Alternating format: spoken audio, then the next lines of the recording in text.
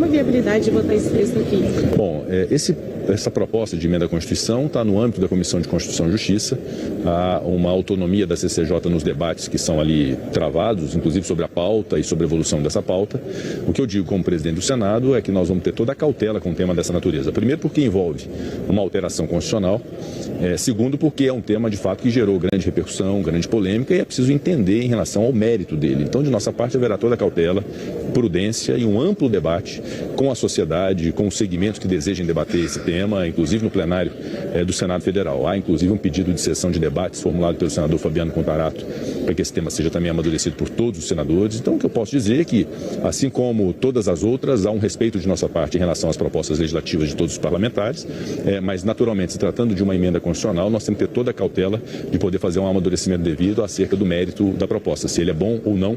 Isso é uma aferição que o debate é que vai poder permitir chegar a essa conclusão. Então, não vai a plenário antes desses debates serem feitos? Não há nenhum tipo de previsão nesse momento, não há assodamento, não há pressa. O que tem que haver agora é estudo, é reflexão, é debate, é diálogo, até para que a opinião pública e a imprensa, porventura, possa entender o que significa o mérito disso. Eu, particularmente, em relação ao mérito, eu confesso que não tenho uma posição formada em relação a isso e vou aguardar, inclusive, os debates em relação a essa proposta de emenda à Constituição para saber se é algo pertinente ou não. Então, o que eu posso garantir como presidente é que não vai ser pautado da noite para o dia, nem haverá nenhum tipo de assodamento para poder atropelar o amadurecimento desse tema, especialmente porque trata de uma alteração constitucional. Presidente, com relação ao mover, o ministro Padilha disse mais cedo que pode ser que caminhe para aquele ajuste com relação aos outros temas incluídos no projeto, de emendas de redação suprimindo os chamados jabutis.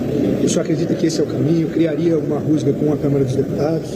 Olha, também não quero avançar sobre o mérito, porque essa é uma decisão, primeiro, do relator, que foi designado, o senador Rodrigo Cunha, no estado de Alagoas. Ele vai ficar incumbido dessa relatoria, que é uma relatoria importante para o programa Mover, e também para aquilo que foi incluído nesse projeto relativamente a essa taxação das compras de até $50. Então, tudo isso está a cargo, nesse momento, do senador Rodrigo Cunha. Haverá um debate no plenário do Senado. Nós sabemos da urgência disso, especialmente sobre a caducidade, em face da caducidade da medida provisória que versava sobre o mesmo tema. Então, nós pautamos para amanhã, no plenário do Senado, um requerimento de urgência que nós vamos votar.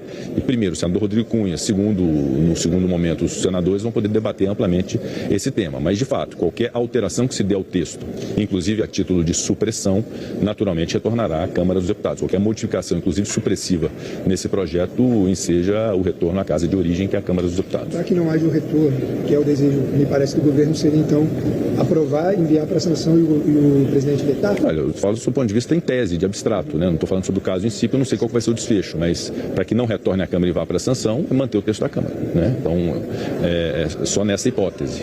E emenda de redação, que naturalmente, sendo só de redação, não há alteração de mérito. Mas, obviamente, que é uma decisão que o Senado vai tomar, primeiro o relator, depois na análise dos senadores, para poder decidir, e vai prevalecer a soberania do plenário, por sua maioria, de decidir qual o caminho desse projeto de lei. Sobre desoneração, o senhor conversou com o Jacques, tem chance dele divulgar essa semana o parecer? Esse caso, de certo modo, foi estabilizado com a decisão do Supremo Tribunal Federal, do ministro Cristiano Zanin, que conferiu esse prazo para que haja esse entendimento entre o Executivo e o Legislativo. Já a afirmação pelo Executivo de que vai manter a desoneração da folha de pagamento dos 17 setores nesse ano de 2024, passando a reonerá-la ao longo dos próximos anos, e igualmente dos municípios, que era também uma reivindicação muito importante que nós fizemos questão de colocar como prioridade. Então, houve uma estabilização nesse sentido, mas é preciso se decidir em relação a isso, ou seja, um projeto de lei que possa materializar esse acordo entre setores produtivos, municípios, Congresso Nacional, Governo Federal, na linha do que foi assentado na decisão do Supremo Tribunal Federal. Então, eu acredito que nas próximas semanas, ainda no mês de junho, a gente tem uma definição no Senado e na Câmara para poder estabilizar de uma vez por todas essa questão da desoneração da folha de pagamento, virar essa página e começar a tratar de outros temas. Presidente, eu depois do apresentar discursos políticos, mas eu queria saber sobre a tramitação das praias, como é que anda. Eu fiquei sabendo que os líderes do governo já receberam uma confirmação de que ela não deve avançar. Como está sendo tratada aqui? Foi a primeira pergunta das colegas. Essa proposta de emenda à Constituição, eu dizia que ela está no âmbito da Comissão de Constituição e Justiça. A Comissão de Constituição e Justiça, como todas as comissões da Casa, tem a sua autonomia, tem o seu próprio presidente, a sua pauta definida, a critério de seus membros. Houve, então, uma discussão em torno dessa PEC na CCJ. E, no âmbito do plenário, obviamente, nós vamos ter toda a cautela e toda a prudência, considerando tratar-se de uma alteração constitucional, de um tema que acabou ganhando muita notoriedade e repercussão. É muito importante que se ouçam todos os segmentos, a sociedade civil, os agentes que queiram debater esse tema de todos os segmentos. É muito muito importante ouvir para a gente chegar a uma conclusão sobre mérito, se é bom, se não é, em que termos é bom. Então, obviamente que esse amadurecimento será feito. Não haverá assodamento, não haverá pressa, nem haverá da noite para o dia a pauta no plenário para poder pegar as pessoas de surpresa, os senadores de surpresa.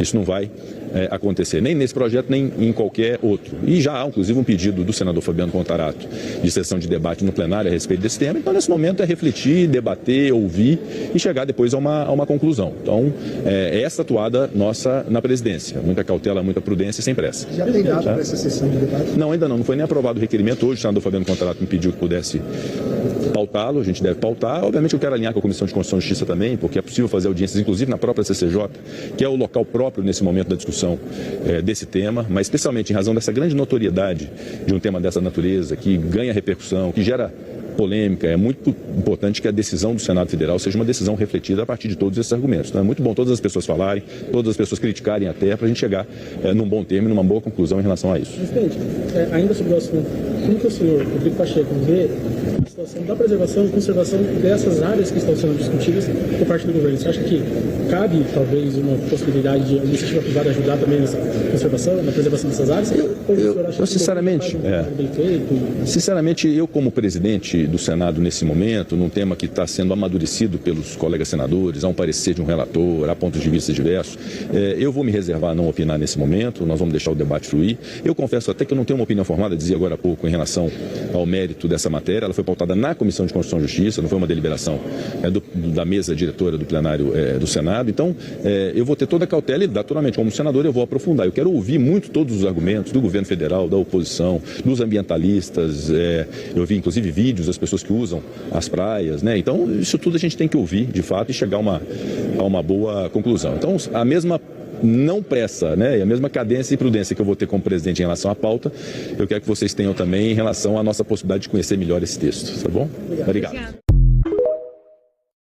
Le centre du monde à cette heure, où c'est la plus terrible des guerres, n'est pas sur le sol européen. Elle est là-bas entre les côtes des Amériques et les côtes de l'Asie. Cela a été encore rappelé hier dans une conférence internationale qui s'est tenue à Singapour et où les Américains ont répété que quoi qu'il arrive en Europe ou au Proche-Orient, leur priorité était dans la zone Asie-Pacifique, qu'ils appellent indo-européenne pour que l'ennemi soit mieux désigné. Pour eux, c'est la Chine. Ils veulent la guerre. 50% de la richesse du monde se trouve produit là-bas. 50%, plus de 50% de la population du monde est là-bas. Les États-Unis d'Amérique mènent une compétition avec la Chine, pas idéologique. Cette blague. Qui a commencé les premiers accords avec la Chine pour délocaliser les usines? Sinon, les États-Unis d'Amérique eux-mêmes, qui viennent pas nous raconter que c'est la lutte de la liberté contre je ne sais trop quoi. Tout ça, c'est du bobard. C'est juste parce que la Chine est en train d'être la première puissance du monde et qu'à partir de là, puisque progressivement les dollars ne vont plus servir autant qu'auparavant pour les marchandises, alors l'Empire est touché au cœur. Son cœur, c'est sa monnaie, qu'il peut imprimer autant qu'il veut, parce qu'il n'est obligé d'aucune des règles qui s'imposent à toutes les autres nations. Ils peuvent en imprimer tant qu'ils veulent, aussi longtemps que vous en avez besoin pour vos échanges, pour acheter des matières premières, pour acheter du pétrole, pour acheter des minéraux, etc., etc., etc. Et le jour où ça s'arrête, c'est-à-dire ce jour où les nations se mettent d'accord entre elles pour se payer dans leur monnaie, c'est fini et ils s'effondrent. Ils font donc de la concurrence pas libre et tout à fait faussée, appuyée sur des armes et des marchandises. Alors, l'Empire est touché au cœur. Son cœur, c'est sa monnaie, qu'il peut imprimer autant qu'il veut, parce qu'il n'est obligé d'aucune des règles qui s'imposent à toutes les autres nations. Ils peuvent en imprimer tant qu'ils veulent, aussi longtemps que vous en avez besoin pour vos échanges, pour acheter des matières premières, pour acheter du pétrole, pour acheter des minéraux, etc., etc., etc. Et le jour où ça s'arrête, c'est-à-dire ce jour où les nations se mettent d'accord entre elles pour se payer dans leur monnaie, c'est fini et ils s'effondrent. Ils font donc de la concurrence pas libre et tout à fait faussée, appuyée sur des armes. Voilà quelle est leur politique. Et pendant ce temps, les benets européens sont là à dire « Ah ben nous, bien sûr, hein, nous sommes d'accord avec la liberté, ah ben bien sûr, hein. » Et puis d'ailleurs, c'est un très bon programme qu'ont les Nord-Américains, en vérité. Il s'agit d'un programme qui vise aussi à dépouiller l'Europe, comme c'est déjà commencé. C'est là-bas qu'est la plus grande menace de guerre. parce que ça sera une guerre totale, parce que les armes n'y ont pas la même portée, la même signification qu'ailleurs, comme notamment les armes atomiques. Rappelez-vous de ce que je suis en train de vous dire, parce que vous y ferez un peu plus attention le reste du temps quand vous en entendrez parler. Et nous, les Français, nous sommes concernés car nous sommes présents dans cette zone par la Polynésie, par le territoire de la Nouvelle-Calédonie, Kanaki, par notre présence à La Réunion dans l'océan Indien. Par conséquent, les Français ont quelque chose à dire, et notamment ceci: nous ne voulons pas de la guerre avec la Chine. Et nous nous opposerons par tous les moyens diplomatiques à ce qu'elle se déclenche. O presidente Lula já havia anunciado linhas de crédito que atendem até as empresas que têm o faturamento máximo de 4,8 milhões por ano. São linhas de crédito que atendem desde o MEI, o micro, até o Pronamp, que é essa faixa do 4,8 milhões. Na semana passada, o Banco do Brasil e a Caixa Econômica Federal já começaram a assinar os primeiros contratos. E nós tivemos um resultado muito expressivo. Foram mais de 1.000 contratos assinados, com 6 meses de carência, com 36 meses para pagar e com juros zero. Agora, nesta semana, o presidente Lula anunciou um conjunto de novas linhas, que vão atender também os pequenos, em área urbana e rural, em condições ainda mais vantajosas. São algumas linhas de crédito que, somadas, envolvem recursos na ordem de 15 bilhões de reais. No caso dos investimentos para a compra de equipamentos, nós estamos trabalhando com uma carência de 2 anos e um prazo de 10 anos para pagamento com juros zero. Temos também uma linha de crédito para a área da construção civil, dos imóveis que foram destruídos. E temos também uma linha para capital de giro. Todas elas com juro negativo, com juros abaixo da inflação, com carências grandes e com grande prazo para pagamento.